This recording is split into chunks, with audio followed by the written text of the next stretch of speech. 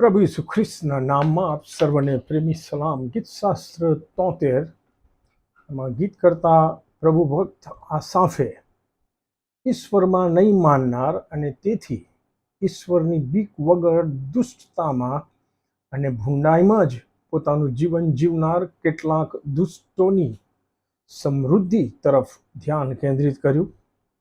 ત્યારે એ બાબત એને એટલી બધી કષ્ટમય લાગી કે ઈશ્વર પરના તેના વિશ્વાસમાં તે લગભગ ડગી ગયો હતો એમ તે જણાવે છે.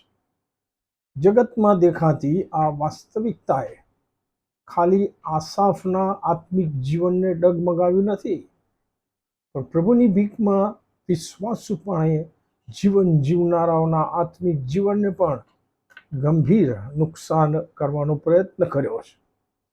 માલાખી 3 અને 14-16 તમે વાંચો તો માલાખી પ્રબોધકના સમયમાં પણ ઈશ્વરની સેવા પ્રમાણિકપણે કરનારા સેવકોમાં આ જ પ્રશ્ન ચર્ચાતો હતો. એ લખે છે કે ઈશ્વરની સેવા કરવી એ નકામું છે. અમે તેમના વિધિઓ પાળ્યા છે અને અમે સૈન્યના ઈશ્વર યહોવાની આગળ શોક વસ્ત્ર ધારણ કરીને ચાલ્યા છીએ. તેથી શો લાભ થયો? હમણાં અમે ગર્વિષ્ઠોને ધન્યવાદ આપીએ છીએ. હા, દુરાચાર્યો આબાદ થતા જાય છે. હા, તેઓ ઈશ્વરની પરીક્ષા કરે છે અને છતાં તેઓ બચી જાય છે. ગીતશાસ્ત્ર 73, 4 અને 5 આસાફ દુષ્ટોને મળતા દૈહિક આશીર્વાદની વાત કરે છે. દૈહિક રીતે એ લોકો કેવા સમૃદ્ધ છે. એ લખે છે કે મરણ સમયે દુષ્ટોને વેદના થતી નથી, પણ તેઓનું બળ દ્રઢ રહે છે.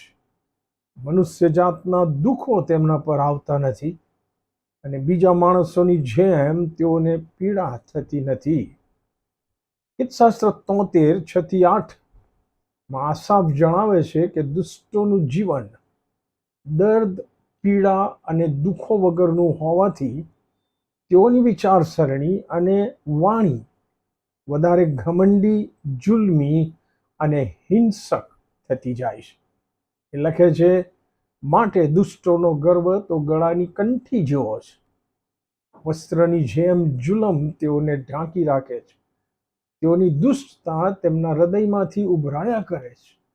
તેઓના મનની દુષ્ટ કલ્પનાઓ ઉભરાઈ જાય છે. તેઓ નિંદા કરે છે અને ભૂંડાઈ વિશે બોલે છે. તેઓ જુલમની બડાઈ હાંકે છે. પણ આજના સમયમાં પ્રભુના બાળકો તરીકે આપણને પણ આ બાબત સમજવી કઠણ અને કષ્ટમય લાગે છે કે દુષ્ટો કેમ વધુ સમૃદ્ધ થતા હોય તેમ લાગે છે અથવા થતા જાય છે. વાલાઓ, નિરાશ થવાની જરૂર નથી. પ્રભુનું વચન આપણે અભ્યાસ કરીએ તો પ્રભુના વચનોમાં આ પ્રશ્નનો પણ જવાબ આપણને મળે છે. આમેન.